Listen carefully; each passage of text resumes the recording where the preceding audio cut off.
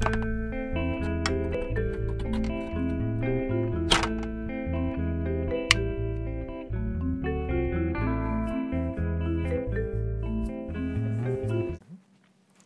I have some water? Certainly. Sorry. Oh, what the? More people Excuse have me. appeared.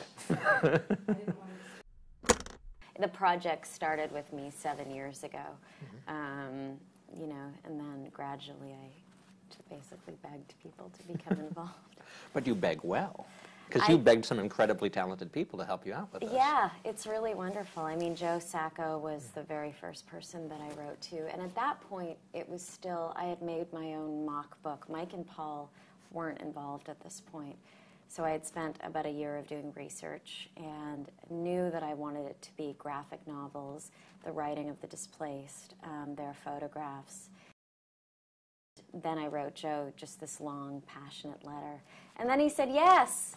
And then I was like, oh my God, wow. And then later on, I met Mike and Paul, and I told them that it would take 6 months, the book, to finish. And they were like, are you sure? And I was like, of course. Because you had so much background in that. I had so much experience putting together a book like this, and there's so many other books like this that I knew what I was doing. Right. And it took a little longer. It took, I mean, with the research and sort of the inception, 7 years. But this book is, you're going around to different places, and you know, some actors, when they got a break from shooting a show, might go off to a resort somewhere in the Caribbean, but you've actually picked out some of the harshest places in the world to go visit. This really is the sum of a deep yearning and a deep passion to feed my own ignorance, actually. My grandparents are originally from Poland and then had to leave their homes and were put into the Łódź ghetto. Then they were deported. My grandmother had a whole other life. She had a son, Iju, and a husband, and then they were taken away from her and murdered. Not exactly sure how, but somewhere, she thinks, in Auschwitz. And met my grandfather, who she had known since she was a child, in a DP camp in Germany, where a displaced persons camp. My father was born there, and then they moved to Canada, where my father's name was changed from Severin to Sheldon. So it's like his former self existed, was sort of left behind. And so you had the experience of going to these different places and speaking to actual refugees about their experiences, and was that always... Well, it's not just refugees. I mean, I think the definition of refugee began to be quite constricting to the book.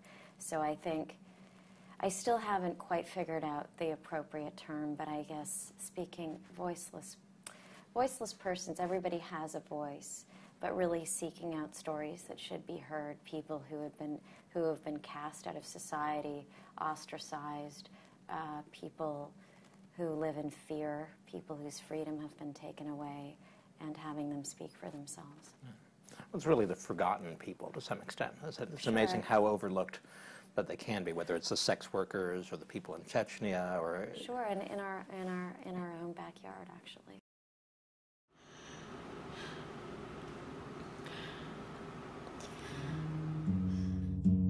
Only clowns who play with don't believe. What you like before? Did all I see roast and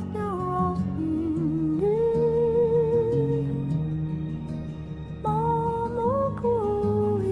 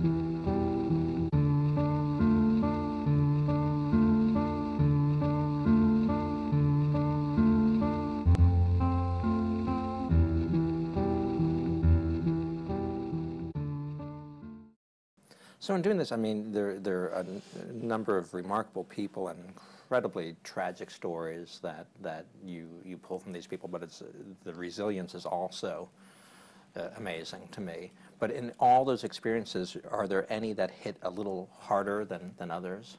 Sure. You know, meeting these child soldiers on the book who were kidnapped and taught to use guns and can't go back to their home because they escaped. They didn't want to be murderers, and they escaped, but they can't go home. Where do they go? They don't even speak the language in Thailand.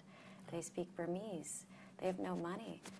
You know, what kind of a life is set up for those kids, and what kind